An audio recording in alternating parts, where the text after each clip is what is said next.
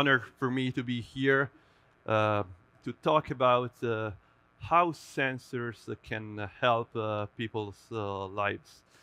And I assume that you think the title might be ambitious, at the same time broad, but I'm also sure that also thanks to the presentation that we have just seen, there are many examples that are coming to your mind. We can talk about smart buildings, or actually I should say now autonomous buildings. We can think about how technology interaction is becoming seamless thanks to sensors, or sensors that can send alerts in case you have a crash or an accident, something like that. Today I will be taking a particular angle in my presentation, and I would like to start from here, from this sentence I came across as I was reading about American culture. So Benjamin Franklin said that there are three things which are extremely hard. So one is steel, another one is a diamond, and the third one is to know oneself. Okay, so how this is relevant for this conversation today?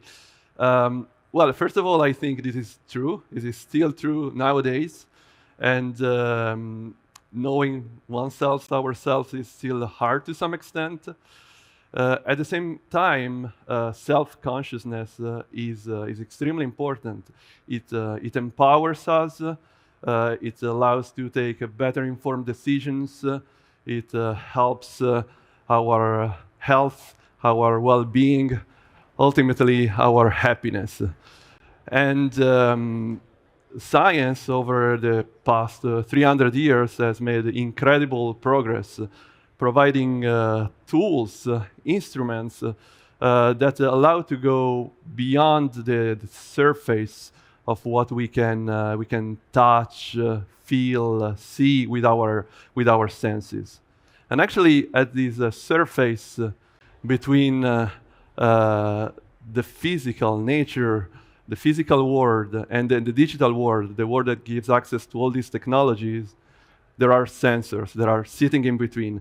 Sensors are a way to stream information, transmit information between these two media, and therefore they are the key to unlock the potential of all these new technologies, providing unimaginable power in terms of self-understanding, in increasing our sensing capabilities. And the aim, the goal, the aspiration is, thanks to these sensors, to develop a technology that is human-centered. So as I think about this, probably the first thing that comes to my mind is actually this. So incredibly powerful instruments that can allow to go deep into ourselves, that are available in medical environment, and by those you can measure one specific thing with high precision, extreme accuracy. Typically you go there, so you get this measurement at a very specific moment in time, and then you can compare these to threshold, to reference levels, and by this data you can take an informed decision and react.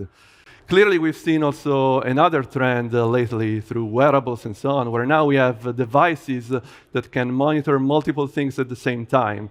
They can tell us about the quality of our sleep, they can tell us how active we've been throughout the day, our heart rate monitoring, and even monitoring the glucose content in our blood. So at this time we are monitoring many things at the same time. Maybe the accuracy is not there yet, but it's getting better and better, and the precision as well. We can actually enable continuous monitoring with these new technologies, and we start seeing a trend. And by plotting this data all together, we can start seeing correlations. And we've heard already about AI, and clearly when we add AI on top of that, From this correlation, we go to an even deeper level of insights, which are helping to know better ourselves. Now, pervasive sensing, so it's enabling all these, but the technology is evolving, and which are the key needs towards which the technology is evolving to address these pervasive sensing capabilities. I will be highlighting just a few ones. On one end, we have clearly the need to have something that is extremely power efficient to enable this continuous monitoring, and the need to bring AI at a different levels. So the need to bring smartness into the sensors themselves. On the other hand, we need to monitor multiple things. We were seeing multiple parameters which are being monitored, so we need multi-sensing capabilities, and ideally we want to have this data synchronized so that this can help also understanding correlations between data. Last but not least, we want to have something that is virtually invisible, a technology that disappears, so at least for these sensors to be extremely small. I will be showing now few examples of how we've been addressing these technology challenges and needs at STMicroelectronics. For sure, bringing intelligence in the edge. We don't want to send all the data to the cloud to leverage AI. AI is moving into the edge. We have machine learning models into IoT nodes, but we can also move move into the sensor themselves, these machine learning capabilities. So in the edge processing enables low power continuous monitoring, and at ST we've been pioneering this with our MEMS sensors, with our imaging sensors. Here you see some examples, the machine learning core capability, running decision trees inside motion devices, or the ISPU, the Intelligent Sensor Processing Unit, capable of running neural networks in an extremely power-efficient mode inside the sensor itself. So the data doesn't even need to leave the sensor, can be processed locally, and you can achieve a better system efficiency from the power standpoint. Another key aspect that is important is also the tools that you offer to develop. So we have a whole suite of tools for developers that can facilitate developing these machine learning algorithms that will be going into one sensor and then moving these into different pieces of your system. We recently introduced the ST Edge AI suite, and as part of that, the tools available to MEMS sensor, for example, in MEMS Studio. Another example is about the integration and the capability of logging at the same time multiple data. So we have recently introduced the motion sensors with a vertical analog front end. So what is the VAFE? It's a specific analog circuit which is implemented into the MEMS sensor and is capable to detect analog signals. Now the sensor, in this case a motion sensor, is becoming a sensor hub. You can collect multiple data at the same time, and so the advantage is that you have a hub that is open to other analog signals, even to sensors eventually from other vendors, and you can bring all these into the device, perfectly synchronized with the motion, and you can make those data available also to the embedded resources, such as the machine learning capabilities and the finite state machines inside the sensor. So this might sound a bit abstract, so let me show you a couple of examples of what we've been doing with this. We've been working in collaboration with DuPont to develop this reference design for a wearable patch for a context-aware ECG patch, basically. So the motion MEMS can help removing artifacts from the ECG. At the same time, it can trigger the ECG based on specific events, or can tune the frequency of the ECG according to what the user is doing, and by that improving the battery life of this device. And all this is happening, I want to make sure you capture this inside the sensor. So understanding the context, acquiring the data from the ECG electrodes, all this is done inside the same standard IMU sensor package. So it's extremely powerful, bringing to a very small technology, something that you can wear and potentially forget about it. Another incredible area where we're starting applying these sensors is what is called electroneurography.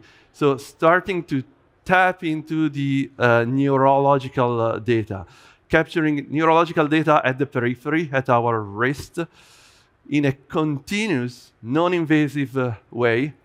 And this gives a bunch of incredibly useful information about the brain function. Some examples that you can see here is then you can understand the level of mental acuity or mental readiness, or by this continuous monitoring even understand some early signs of underlying neurological conditions, such as, for example, ALS. So we're now here where, thanks to these sensors, we can get this incredible level of insights. And also in the previous talk, we've seen that thanks to all these, we can eventually move even to a step further and get to predictions. So that now, thanks to this technology, you can receive recommendations and prevent possible issues or diseases. This mental readiness or acuity capability could tell me that, okay, I need to plan a stop in 2 hours because I'm getting too tired to keep driving, and it's predicting that in 2 hours I should plan a stop. Or understanding my level of stress and many other parameters, and the probability for me to develop certain types of diseases, giving recommendations for a healthier lifestyle. I hope now I have to some extent convinced you how sensors are critical to acquire this data, which are fundamental to get a better self-awareness, self-consciousness that therefore can improve our lives, and somehow to punch to this layer of steel or drill to this diamond of the self-consciousness. And all this is thanks to sensors which are becoming smaller and smaller, smarter, more integrated, and these are enabling a human-centered technology that will provide powerful insights for our well-being. Thank you.